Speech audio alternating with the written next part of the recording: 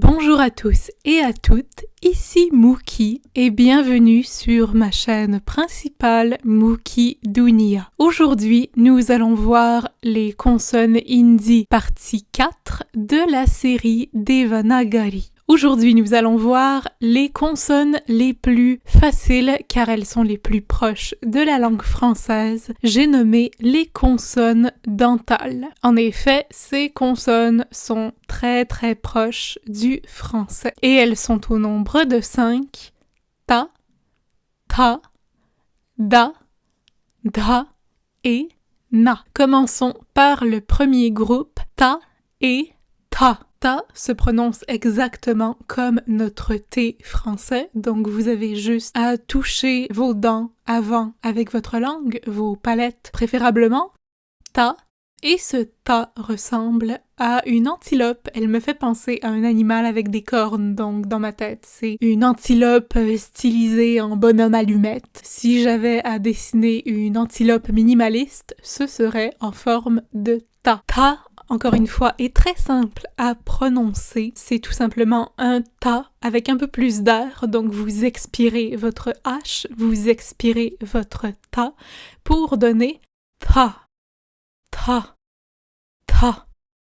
Par contre, à l'écrit, le ta ressemble à un 2 avec un peu de style qui est accroché à un poteau, mais il ressemble beaucoup et peut être confondu selon votre style d'écriture avec le ba ou avec le ya si vous ne faites vraiment pas attention à votre ligne horizontale supérieure. Donc faites attention quand vous l'écrivez de bien écrire le ta pour le distinguer en particulier du ba. Nous verrons plus tard à quel groupe appartiennent ces deux consonnes confondues ba et ya. Voici des exemples de mots, un classique dans cette série, namasté. Namasté, qui veut dire bonjour, alors vous l'aurez deviné, le T est un T dental. Namasté. Ensuite, nous avons thali, que vous avez probablement déjà entendu si vous avez mangé dans un restaurant indien. Donc, un thali, thali, thali est une assiette, un plateau, généralement une assiette en métal qui peut contenir des condiments comme des chutneys et au milieu un riz ou un pain, ou encore c'est utilisé dans les rituels de puja, de prière, le thali avec lequel on performe un arati, donc un rituel de puja, on inscrit des cercles avec le plateau devant une effigie d'un dieu, c'est ce qu'on utilise comme plateau, thali. Et enfin, nous avons tal, tal, qui veut dire rythme, qui est une mélodie propre à la musique hindoustanie, donc la musique du Nord, et qui peut aussi être utilisée, je pense qu'il y a un nom différent par contre, dans la musique carnatique, la musique du Sud. Si vous avez déjà entendu ou si vous avez déjà vu la chanson Tal, c'est Tal Mila, ou le film Tal, c'est comme ça qu'on l'écrit, Tal, Tal. Deuxième groupe, da et dha. Da ressemble beaucoup à la consonne rétroflexe que nous avons vue dernièrement, dha, mais on dirait que le dha s'est ouvert pour se transformer en da avec une petite virgule. Donc encore une fois, ce sont deux consonnes à bien distinguer. Da, la consonne ouverte, et dha, la consonne qui se replie sur elle-même. Et vous l'aurez deviné, da se prononce exactement comme notre D français. Ensuite, nous avons dha qui, comme ta, demande un peu plus d'expiration sur la consonne, donc c'est un da avec plus d'air avec le H expiré. Dha, dha ressemble à ga que nous avons vu dans le tout premier groupe, ga et ka. Par contre, le dha est ouvert, donc c'est un 3 ouvert accroché à un poteau, au lieu du ka qui était un 3 écrasé, si vous vous souvenez bien. Sinon, je vous invite à revisiter le premier épisode des consonnes de la série Devanagari. Voici des exemples de mots. Dant, dant.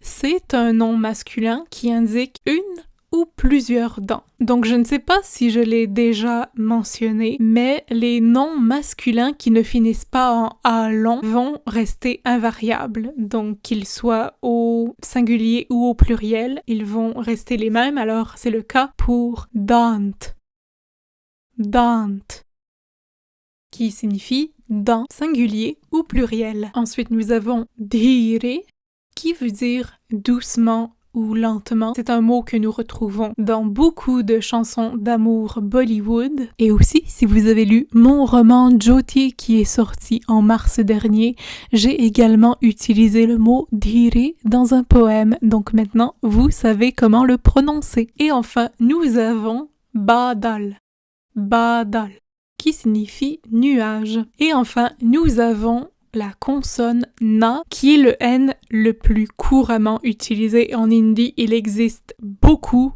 plus d'exemples que les derniers N que nous avons vus. Et ce na se prononce comme notre N français. Visuellement, il ressemble à une consonne que nous verrons bientôt, ma, mais atrophiée. Ou encore, vous pouvez vous imaginer que le na est un petit personnage qui essaie de botter un ballon. Voici des exemples de mots avec na. Namasté, encore une fois, donc le premier na est en effet un na dental. Namasté est un mot plutôt idéal pour commencer à apprendre l'hindi, non seulement parce que c'est la base, bonjour, mais aussi parce que il commence et finit avec des consonnes qui sont très proches du français. Namasté, bonjour. Nous avons aussi nam, encore une fois retour aux premières leçons de hindi. Nam veut dire non, nam. Et enfin, need, need, qui veut dire sommeil. Encore une fois, ce mot commence et finit avec une consonne dentale. Need, need. Une petite révision des consonnes dentales. N'oubliez pas que vous pouvez toujours faire une capture d'écran sur cette diapositive en particulier. Nous avons donc ta, tha, da, dha et na. Et voilà, c'est tout pour cette leçon de hindi, ma foi très facile, très proche du français. Si vous avez des questions ou des trucs ou des inquiétudes ou des demandes spéciales, n'hésitez pas à l'écrire dans les commentaires ou à m'écrire à mookie.info@gmail.com. Tous mes liens sont dans la description, Instagram, Facebook, site web, etc. Sur ce, je m'appelle Mookie et namasté.